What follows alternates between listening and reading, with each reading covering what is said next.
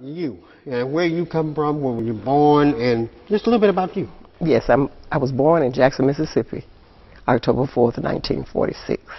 So, in this, you were born into a family of, I guess, people who had a little bit of issues about things. Yes. And, well, what age did these tragedies kind of start? You were the oldest of your siblings. Yes, I was the What oldest. age did it start? The funneling started at age 7, and it went on like for 5 years, 10 years at the most.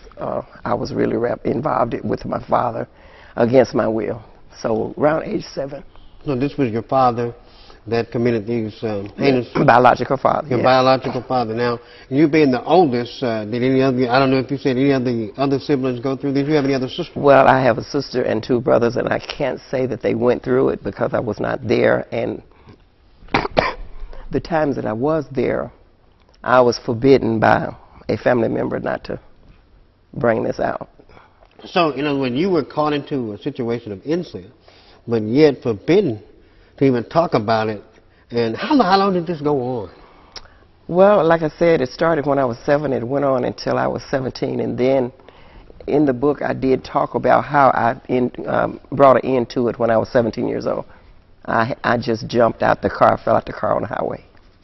So, in other words, you had had enough and you finally decided that I'm out of this situation. Now, did anybody else in your family know about this? Anybody close to you that could have stepped up and done something? Yes, I had a cousin that was a police officer, and I went to him several occasions, and he said that if my mother didn't do anything about it, then nothing could be done. So your mother did know? My mother knew.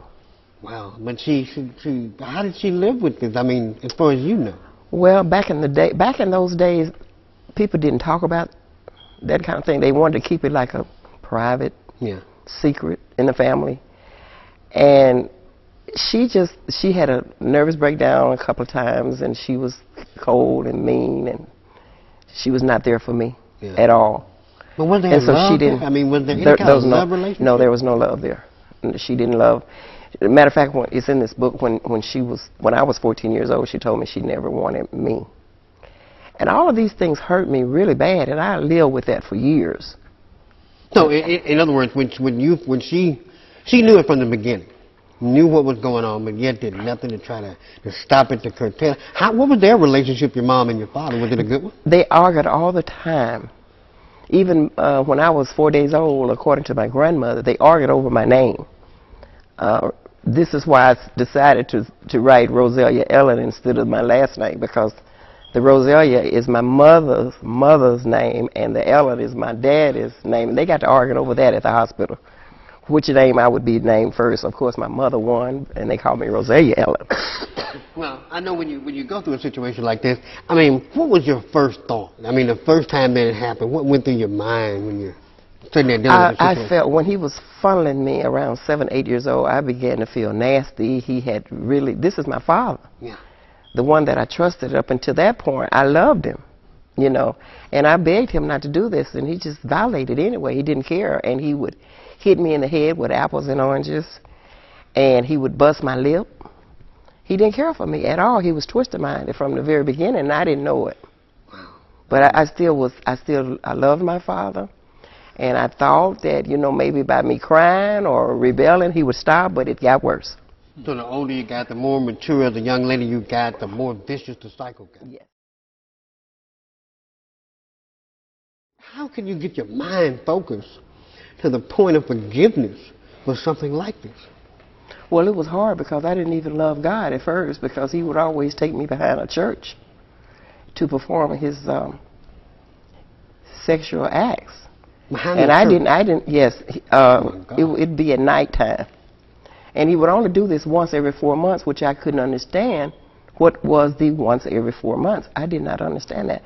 But it was always behind the church, and so I had no feeling, nothing. I was just numb. I would go to church because I'm a musician, but I couldn't communicate with God for allowing this to be on his church ground. What was the rationale at church and not at home? I don't know. I never did find out, other than I call him in this book Twisted Minded. That's all I.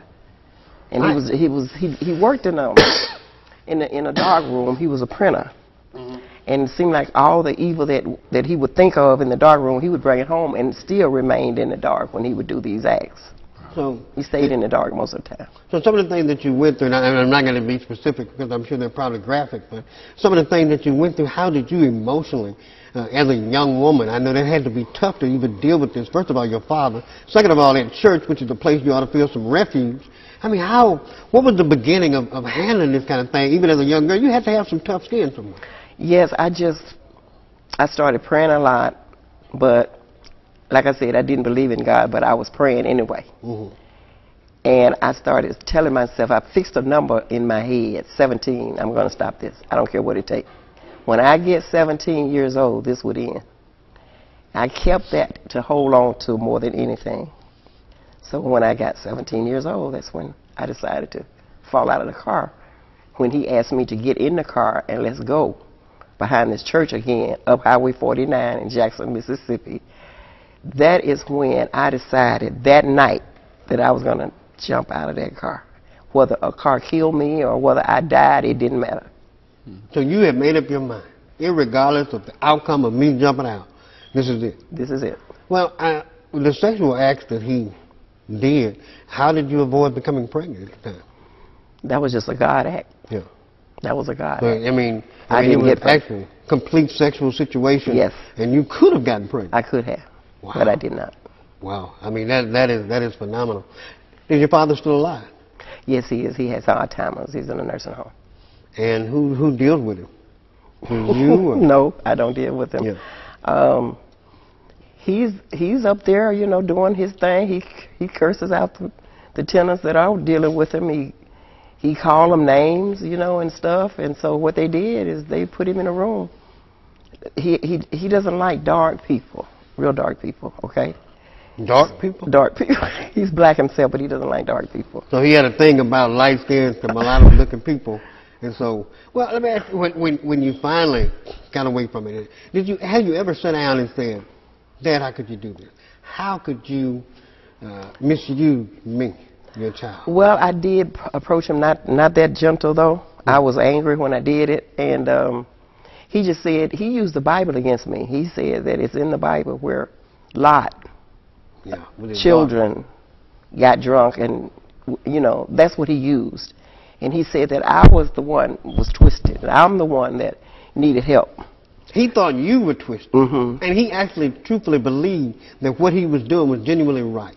Yes, because he read that little passage of scripture about Lot and his kids and how they got him drunk, you know, and had sex with him. And therefore he used that against me. And for a long time, that was another reason that I turned my back on God, because I thought that he was telling the truth. He was just correct in all his thinking, and I was wrong. Yeah. That's how he made me feel. He was a real good brainwasher. He could brainwash real good, and he did it.